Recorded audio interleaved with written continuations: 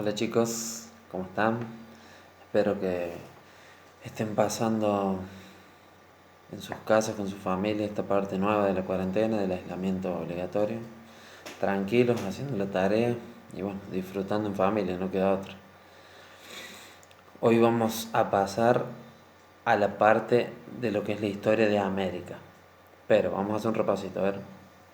Vimos en la primera clase el iluminismo, toda la parte de la ilustración en Europa, cómo va surgiendo ese movimiento en Francia, cómo se va expandiendo por toda Europa, cómo todos esos ideales influyen en la Revolución Francesa, donde se termina de romper con el antiguo régimen, donde surgen las ideologías, donde surgen los derechos humanos de primera generación, civiles y políticos, donde surgen la parte de las ideologías de los partidos políticos, donde están las tres etapas de Francia, donde surge después la expansión del Imperio Napoleónico. Vimos la expansión del Imperio Napoleónico, las guerras napoleónicas, lo vimos.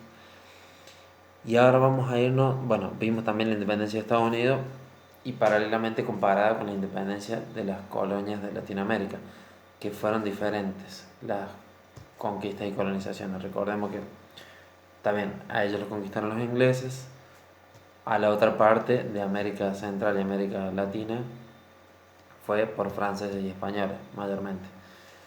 Bueno, ahora vamos a ir hablando un poquito de lo que fue la llegada de los españoles a América.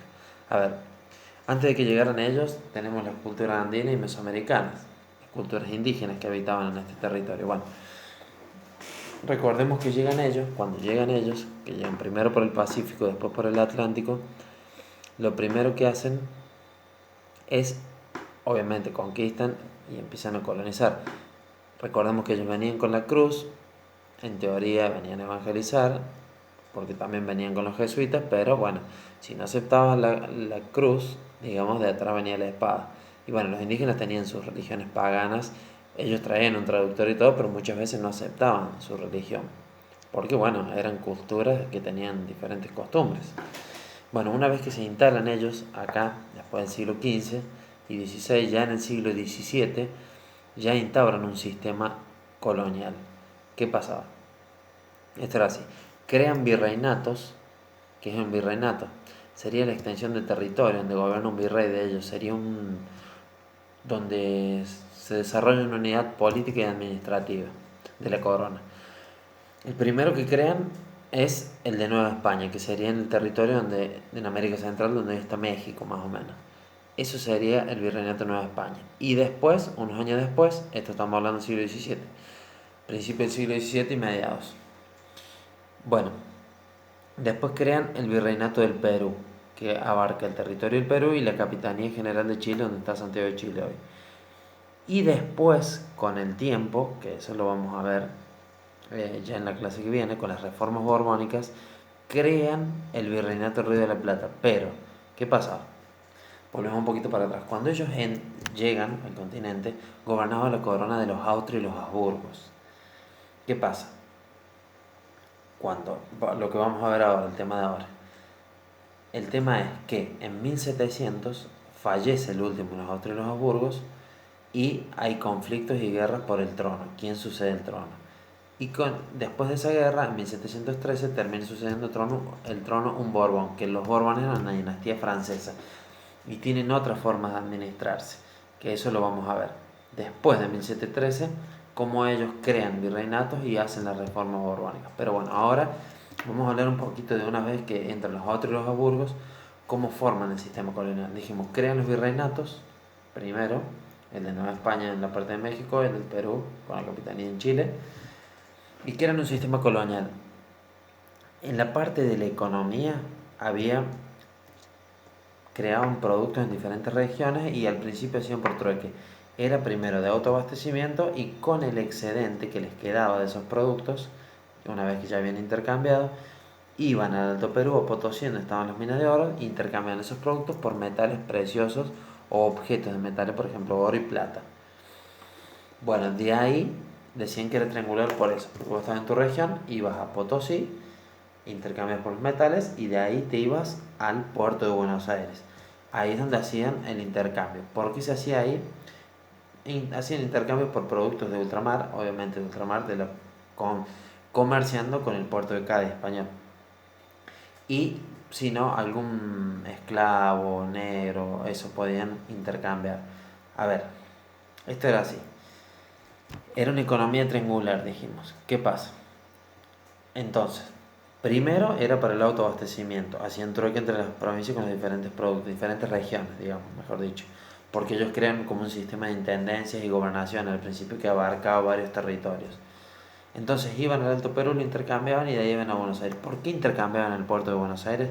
Porque el puerto, digamos, el puerto legal, la parte del comercio legal, era por América Central, pero ahí, al ser legal, cobraban estaba como si fuera una aduana.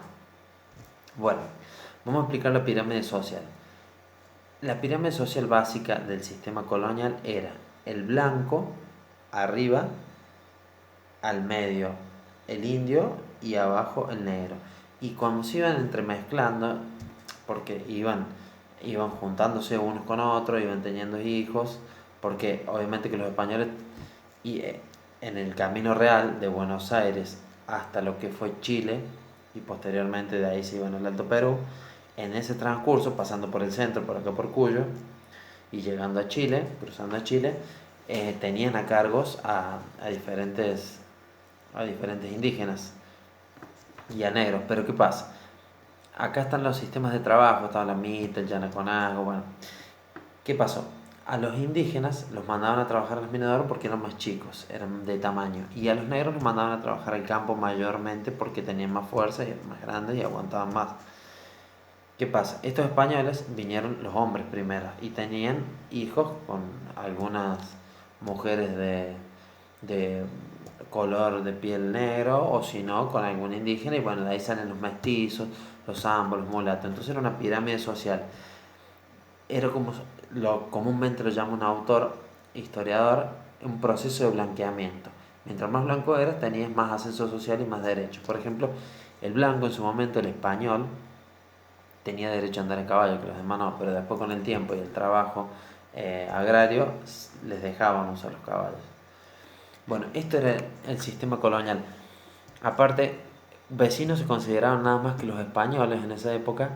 Para ser una ciudad tenía que tener una iglesia y tenía que tener un cabildo, si no, era un pueblo. Había pueblos que tenían más habitantes que las ciudades, pero bueno, para ser ciudad tenías que tener cabildo y tenías que tener una iglesia. Y en las iglesias es donde llevaban a cargo los registros de los casamientos y los nacimientos. Y ahí dijimos que el ascenso social era por color de piel y era como un proceso de blanqueamiento. En la economía ya dijimos lo que se producía en las regiones, primero para el autoabastecimiento, después se comerciaba en trueque con las otras regiones y después con el excedente, lo que te sobraba, ibas al Alto Perú y lo intercambiabas por algún objeto de un metal precioso. Y de ahí podías ir a cambiar por algún objeto o esclavos al ultramar, a la parte del puerto de Buenos Aires. Bueno, hasta acá nos gobernaban los otros, los Habsburgo, dijimos. Va a llegar el principio del siglo XVIII, 1700, donde muere el último virrey Austria-Habsburgo. ¿Qué pasa? Se muere y no tenía descendencia. Y acá varios reclaman el trono, varios primos. ¿Y qué pasa? Todas las potencias europeas reclaman ese trono. Y acá empieza un conflicto que se llama la Guerra de Sucesión Española, donde terminan ganando el trono un príncipe Borbón francés. Que ellos tienen otra política de administración, es como que quieren llevar su patria a la colonia, y bueno, y acá cambian totalmente este sistema y quieren una mejor administración de territorios y posteriormente, bueno, entre medio tenemos la guerra de los 7 años entre las potencias estas, que las potencias de la Edad Moderna eran Inglaterra, Francia y España, pero había otras más como Holanda, Portugal también. Pero bueno, estas tres eran las principales potencias y después de eso los Borbones, una vez ya instaurados en nuestro territorio, futuro virreinato del Río de la Plata, ellos crean las reformas borbónicas, o sea, escriben estos Borbones las reformas, una serie de reformas políticas, económicas y administrativas, y crean el virreinato de Nueva Granada, o posteriormente como le llamó Bolívar la Gran Colombia, y en el Río de la Plata, donde está nuestro territorio, donde está Uruguay, donde está Paraguay también. Bueno, a ver, una vez creado esto, también se expulsa a los criollos de los cargos públicos, que estos criollos eran hijos de españoles. Y acá empiezan las revueltas, porque estos criollos eran hijos de españoles y venían con ideas de la Ilustración, de la Revolución Francesa. Esto lo vamos a ver más adelante. Bueno, hasta acá llegamos. Ahora vamos a ver el sistema colonial y vamos a ver la Guerra de Sucesión Española. Y la clase que viene, yo ya tengo preparado un archivo para ustedes de todos los acontecimientos que van a influir en la crisis de la monarquía y en la posterior revolución e independencia de nuestras tierras. Bueno, nos vemos chicos, que sigan bien. Ya les subo las actividades en las instrucciones de la clase. Saludos.